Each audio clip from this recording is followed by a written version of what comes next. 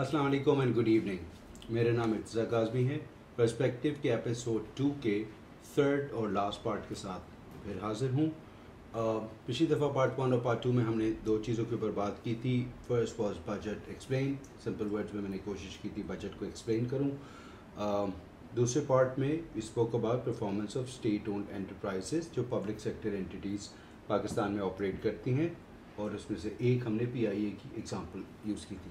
आज का जो टॉपिक है वो है बैलेंस ऑफ ट्रेड।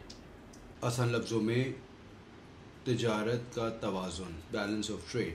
अब ट्रेड से हमारी मुराद है फॉरेन ट्रेड, जो पाकिस्तान दूसरे मुल्कों के साथ को एक्सपोर्ट करता है और दूसरे मुल्कों से इंपोर्ट करता है। एक बहुत इंपॉर्टेंट कंपोनेंट है आजकल के इकोनॉमिक हालात के हिसाब से हमारे साथ, क्योंकि जो हम चीज़ें बाहर मुल्कों से ख़रीदते हैं उसमें हमें अपने फ़ॉरेन करेंसी और फ़ॉरेन एक्सचेंज इस्तेमाल करनी पड़ती है, जो कि एक बहुत हॉट टॉपिक है these days, because we have a shortfall of foreign currency.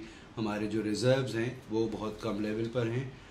उसमें मुझे याद आया तकरीबन 2013 में, if I recall correctly, State Bank के रिज़र्व्स कोई 3.25 बिलियन और around and went down to about less than $3 billion. तो उसी के अराउंड हालात है। एक चीज़ कुछ दिनों पहले सोच रहा था कि एक 10 साल की साइकिल होती है। 2013 में जो था वो 2023 में है, चाहे वो जिस वजह से भी हो। अगर आप कुछ चीज़ों पे नोट करें, इवन कमोडिटी सुपर साइकिल वो इंटरनेशनल हालात की वजह से होती है, बट 10 साल में कोई ना कोई चीज़ रिपीट हो जाती है। 10 साल पहले इंटरेस्ट रेट्स जो थे वो फिर बाद में डिक्लाइन हुए थे, अब फिर से वही आ गए। कल स्टेट बैंक ने अनाउंस किया है एक और, प्रॉबली IMF की कंडीशन थी, और समथिंग 1% बढ़ा के डिस्काउंट रेट 22% कर दिए गए। उसके अपने इम्प्लीकेशन होते हैं। Anyways, coming back to the subject, imports and export in Pakistan. ये मेरे पास कुछ डेटा है पिछले कई सालों का, 1985-86 से लेके 2022-23 तक का। इसको ज़रा देखते हैं कि इंपोर्ट एक्सपोर्ट हमारे पास, फॉर एग्ज़ाम्पल 1985-86 में एक्सपोर्ट्स थी हमारी $3 बिलियन और इंपोर्ट थी $5.6 बिलियन। $5.6 बिलियन हमने इंपोर्ट किया और $3 बिलियन हमने एक्सपोर्ट किया, मतलब $2.6 बिलियन का डेफिसिट था। ये बात है 1985-86 की। मूविंग ऑन, 2021-22 पिछला साल जो हमारा गुजरा है, उसमें हमने एक्सपोर्ट्स जो की टोटल वो $31.7 बिलियन की थी, which is the highest ever. ये सबसे ज़्यादा हमारी एक्सपोर्ट्स पिछले साल हुई थी। उसकी वजूहात के ऊपर अभी हम बात करेंगे, जो कि इम्पोर्टेंट बिट है। बट दूसरी तरफ जो हमारी इंपोर्ट्स थी वो $80.136 बिलियन की थी। $80 billion in imports and $31 billion in exports. तो तकरीबन $49 बिलियन का डेफिसिट हम रन कर रहे थे, $48.35 बिलियन टू बी प्रिसाइज। अब ये $48 बिलियन ज़्यादा हमने दिए बिकॉज हमने इंपोर्ट की चीज़ें ज़्यादा, और एक्सपोर्ट हमने $31 बिलियन की 80 में से। तो ये जो 48 अरब का शॉर्टफॉल है डॉलर्स का, ये पूरा कहाँ से होता है? ये दूसरी तरफ आप सबने सुना होगा जो फॉरेन रेमिटेंसेस हमारे पास आती है। पिछले साल वो कोई $31 बिलियन थी। $31 बिलियन और $48 बिलियन के डेफिसिट से निकाल दें, क्योंकि वो भी हमारे पास एक सोर्स था foreign currency. Still we are left with $17 billion net deficit. इसमें फॉरेन डेट रीपेमेंट वगैरह और शामिल हैं। तो we do have a real shortfall every year over year. कभी बढ़ता है, कभी कम हो जाता है, बट ये हमेशा एक हमारे पास डेफिसिट होता है बिकॉज हमारी इंपोर्ट्स एक्सपोर्ट से ज़्यादा हैं। हम एक इम्पोर्टिंग कंट्री हैं। इसमें जो डेटा अवेलेबल है अभी तक 10 महीनों का, 2022-23 करंट ईयर, जिससे पहले मैंने आपको 21-22 का बताया था। अभी तक हमारी एक्सपोर्ट्स है $23.2 बिलियन और इंपोर्ट्स है $46.9 बिलियन। अब ये $80 बिलियन जो कि अगर 10 महीनों के हम प्रोरेट करें तो $65 बिलियन। तो $65 बिलियन की इंपोर्ट्स 10 महीनों में पिछले साल से इस साल में 46.9 से 47 बिलियन हो गई, तो कम हो गई। उसकी वजह यह है कि हुकूमत पाकिस्तान ने इंपोर्ट्स के ऊपर रिस्ट्रिक्शन लगाई भी थी, जो अभी रिसेंटली कोई 2-3 दिन पहले ख़त्म की गई है। उसकी वजह यही थी कि डॉलर के ऊपर स्ट्रेस था, हमारे पास डॉलर्स थे नहीं, तो हमने कुछ अननेसेसरी इंपोर्ट्स के ऊपर बैन लगा दिया था, जो आगे जाके हम उसके ऊपर भी थोड़ी सी बात करेंगे। So this is about the overall balance of trade. Interesting bit इसमें यह है कि हमारा ट्रेड ये इम्पोर्ट और एक्सपोर्ट किन ममालिक के साथ होता है और उसका ब्रेकअप है क्या।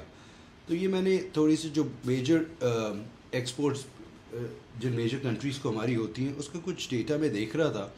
सबसे बड़ा ट्रेडिंग पार्टनर जो है हमारा वो है यूनाइटेड स्टेट्स ऑफ अमेरिका, जिसको हम एक्सपोर्ट करते हैं, जिसका शेयर टोटल एक्सपोर्ट का 20% है। उसके बाद है United kingdom 6.8%, Germany 6.4%, Netherlands, Holland 6%, China 6%. So these top 5 constitute about 45.67% of our export. इन 5 ममालिक को जो हमारी एक्सपोर्ट्स हैं वो 85.67% हैं, about 46%. उसके अलावा फिर और कंट्रीज़ हैं, यहाँ पे 20 कंट्रीज़ का डेटा है और कुछ बाकी और।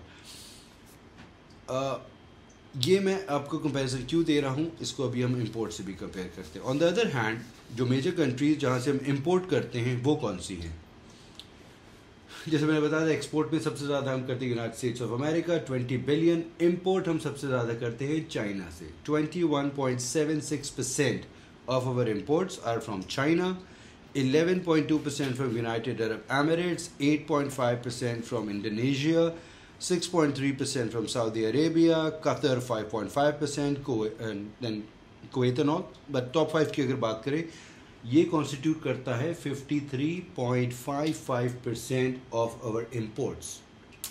Just imagine these 5 countries constitute 53% of imports, जिसमें चाइना 21% है।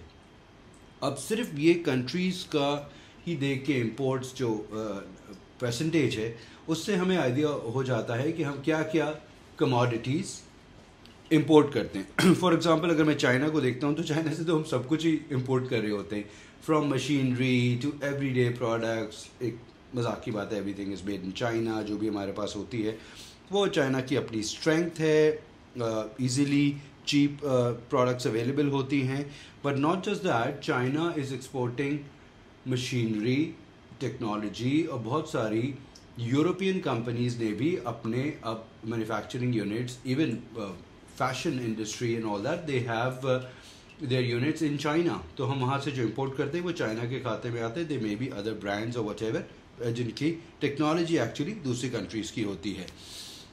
IPhone is example, there are other examples we can go on. उसके बाद United Arab Emirates, obviously United Arab Emirates से हम तेल मंगाते हैं, crude oil and oil products, वो एक कंपोनेंट होता है। वैसे भी बता रहा हूँ कि हम मुल्कों के नाम देख के अंदाज़ा कर सकते हैं कि हम क्या मंगाते हैं। इंडोनेशिया से हम पाम ऑयल मंगाते हैं। उसके बाद सऊदी अरेबिया और Qatar, obviously oil and gas respectively.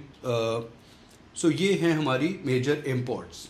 अब आप आ जाएं एक्सपोर्ट्स, जो मैंने पहले जिक्र किया था कि 20% अमेरिका को है। यूनाइटेड स्टेट्स को मोस्टली हम टेक्सटाइल गुड्स एक्सपोर्ट करते हैं एंड सम अदर थिंग्स। उसके बाद United kingdom, Germany, Netherlands and China 6.8% से लेकर 6.1% रिस्पेक्टिवली, दीज 4 कंट्रीज़।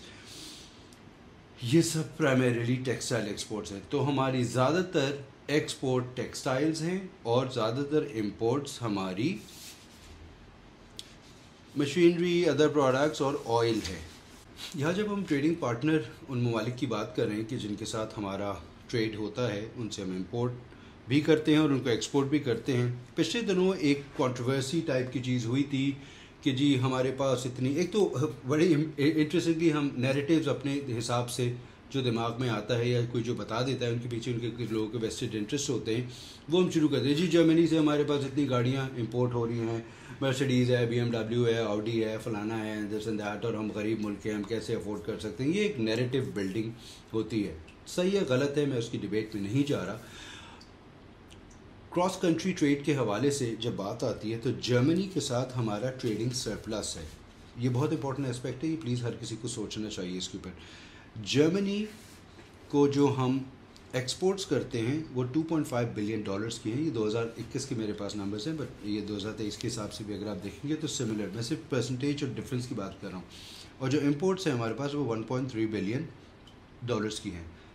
तो तकरीबन नेट 1.2 बिलियन डॉलर्स का हमारा सरप्लस है which we export to Germany. What do we export to Germany? Textile products, made ups, garments etcetera etcetera. बड़े brands हैं Germany के अंदर, from H&M to Hugo Boss to what not, वो अपनी जगह पर है. On the other hand Germany and Germans are very conscious about a few things which include some of their major brands. उनके लिए मैटर ऑफ प्राइड है कि अगर आपने मर्सिडीज या ऑडी, जो कि ऑडी की ज़्यादातर अनफॉर्चुनेटली इलेक्ट्रिक कार्स थी जिसमें पेट्रोल भी नहीं इस्तेमाल होता, और उससे ज़्यादा जापानीज़ इंपोर्ट्स महंगी होती हैं, वो एक अलग डिबेट है. ऑटोमोटिव के ऊपर जब हम बात करेंगे तो मैं इसको डायसेक्ट करूँगा आगे जाके. नेवरदलेस पॉइंट इज़, हमने गलत नैरेटिव क्रिएट करके जर्मन पार्टनर्स को अनॉय किया, हमारे ट्रेडिंग पार्टनर्स को एज अ गवर्नमेंट, कि आपकी हम गाड़ियाँ जो हैं वो नहीं इंपोर्ट कर सकते और उसके ऊपर हम बैन लगा रहे हैं. अच्छा जनाब, जब मैंने ये डेटा थोड़ा सा देखा तो मुझे ख्याल आया कि इसमें फिर हम कमोडिटी वाइज भी देख लेते हैं कि क्या है. ये मैंने एक छोटी सी स्लाइड बनाई थी फॉर योर क्लैरिटी, तो just take a look. Selected imports मैंने मई 2023 पिछले महीने की निकाली. इसमें से 401 बिलियन रुपीस, जो कि 33% बनता है, वो पेट्रोलियम है. उसके बाद एग्रीकल्चर और अदर केमिकल्स जो 211 अरब रुपए है. Food 176 billion. Machinery, other items, metal, textile imports 80 billion. ये इंपॉर्टेंट पॉइंट है, इसको जहन में रखिएगा. आगे जाकर जब हम एक्सपोर्ट की बात करेंगे तो मैं आपको बताऊंगा इसका क्या इम्पैक्ट है. Import of textile. Transport 21 billion and miscellaneous 18 billion. अब इसका एक दूसरा और ब्रेकअप जब मैंने ये नंबर्स देखे तो आई जस्ट वांटेड टू सी कि इसके अंदर सब सेक्टर जो भी इस ग्रुप्स में इसमें जिस तरह डेटा दिया जाता है हमारी ब्यूरो ऑफ स्टेटिस्टिक्स और स्टेट बैंक की तरफ से, ये पेट्रोलियम, एग्रीकल्चर, फूड, मशीनरी वगैरह, इसमें सबसे बड़े कंपोनेंट्स हैं क्या, बिकॉज उसमें सारी डिटेल्स होती है क्या क्या है. तो पेट्रोलियम के अंदर सबसे बड़ा कंपोनेंट जो है, मतलब 401 अरब रुपए में से 171 अरब रुपए है पेट्रोलियम प्रोडक्ट्स. पेट्रोलियम प्रोडक्ट से मुराद है पेट्रोल, डीजल, जो फिनिश प्रोडक्ट होती है बनिस्बत इसके कि जो क्रूड ऑयल है. क्रूड ऑयल का भी एक पोर्शन होता है, बट सबसे ज़्यादा portion which 43% of the petroleum group is petroleum products. दूसरा, इंटरेस्टिंगली, एग्रीकल्चर और अदर केमिकल्स का एक सेगमेंट है, उसमें 211 अरब है. इसमें सबसे बड़ा 26% जो है वो 54.6 बिलियन बनता है, वो प्लास्टिक मटीरियल्स है. फूड के अंदर 176 बिलियन की जो इंपोर्ट है हमारी, उसके अंदर 83.9 billion which constitute about 48% is palm oil, जो कि मैंने आपसे जिक्र किया था. जैसे इंडोनेशिया का अगर हम कंट्री देखते हैं कि कहाँ से हमारी इंपोर्ट होती है तो हमें अंदाज़ा हो जाता है कि प्रोडक्ट है क्या. मशीनरी ग्रुप के अंदर 157 बिलियन में से 52 billion which is 34% is electrical machinery and apparatus. Other items का एक कंपोनेंट है, इसके सब कंपोनेंट्स नहीं दिए हुए थे इसलिए वो डेटा अवेलेबल है नहीं, लेकिन क्रोनोलॉजिकल ऑर्डर में मैंने क्योंकि किया हुआ था ग्रुप में सबसे ज़्यादा से लेकर सबसे कम अमाउंट, इसलिए ये बीच में आ रहा है. मेटल के अंदर आयरन, स्टील है. मूविंग ऑन, नेक्स्ट कंपोनेंट है टेक्सटाइल का. अब ये बहुत इंपॉर्टेंट चीज़ है, इसके ऊपर ज़रा ध्यान दीजिएगा. 80 अरब रुपए की जो हमारी इंपोर्ट्स हैं, उसमें टेक्सटाइल में सबसे बड़ा कंपोनेंट 37% या 29.8 billion rupees is raw cotton. हमारा तो इम्तियाज़ ये है कि हम एग्रीकल्चर कंट्री हैं, लेकिन फिर भी रॉ कॉटन हम बाहर मुल्कों से मंगाते हैं और उसके बाद अपनी टेक्सटाइल प्रोडक्ट्स बनाते हैं. अब इसमें रॉ कॉटन के अलावा डाइस, केमिकल्स, मशीनरी के जो पार्ट्स टेक्सटाइल के लिए चाहिए होते हैं वो मशीनरी ग्रुप के अंदर आते हैं. तो ऐसा नहीं है कि टेक्सटाइल जो है वो सारा कुछ जो एक्सपोर्ट कर लेता है उसके पीछे कोई इंपोर्ट्स नहीं होती. इन दोनों का नेट ऑफ करेंगे तो नेट अमाउंट आपका इससे छोटा आएगा. ये चीज़ मैं बताना चाह रहा था. Again, this may not be taken as a negative because Bangladesh does the same thing. Bangladesh में कोई कॉटन ग्रो नहीं होती, वो सारा बाहर से मंगाते हैं ऑल दैट. उससे बड़ी एग्जांपल और सबसे बड़ी एग्जांपल अपेरेंटली दुनिया के अंदर is Japan. Japan is one big floating factory. कुछ नहीं उगता, कुछ नहीं होता. Steel, minerals, cotton, what not, everything, सब कुछ वो इम्पोर्ट करते हैं. वैल्यू ऐड, अब उनकी वैल्यू एडिशन जो है वो इतने हाई लेवल की होती है based on their technological advancement कि उनको जो मार्जिन मिलता है इंपोर्ट्स और एक्सपोर्ट्स के दरमियान वो इतना बड़ा होता है कि उससे वो ऑब्वियसली ट्रेडेबल सरप्लस के अंदर आ जाता है. ये इंपॉर्टेंट कंपोनेंट. उसके बाद फिर transport and miscellaneous. So idea ये था कि आपको ये बताऊं कि जो मेजर इंपोर्ट ग्रुप्स हैं उसके अंदर लार्जेस्ट कंपोनेंट्स कौन कौन से होते हैं। Quickly moving on, same with the exports. अब एक्सपोर्ट के अंदर हम जैसे हमने बात की, सबसे बड़ा एक्सपोर्ट कंपोनेंट जो है हमारे पास अगेन मई 2023 में टोटल एक्सपोर्ट 628 अरब रुपए की है। उसमें से 377 अरब रुपए जो कॉन्स्टिट्यूट करता है 60% वो टेक्सटाइल है। दूसरा कंपोनेंट है हमारा फूड ग्रुप के अंदर कोई 17% हमारा एक्सपोर्ट जो है वो होती है, जिसका अमाउंट 109 अरब रुपए बनता है एक महीने में, मई में, जिसमें सबसे बड़ा कंपोनेंट 47% है राइस, जिसका अमाउंट 51 बिलियन रुपीस की हमने एक्सपोर्ट की है ऑफ राइस।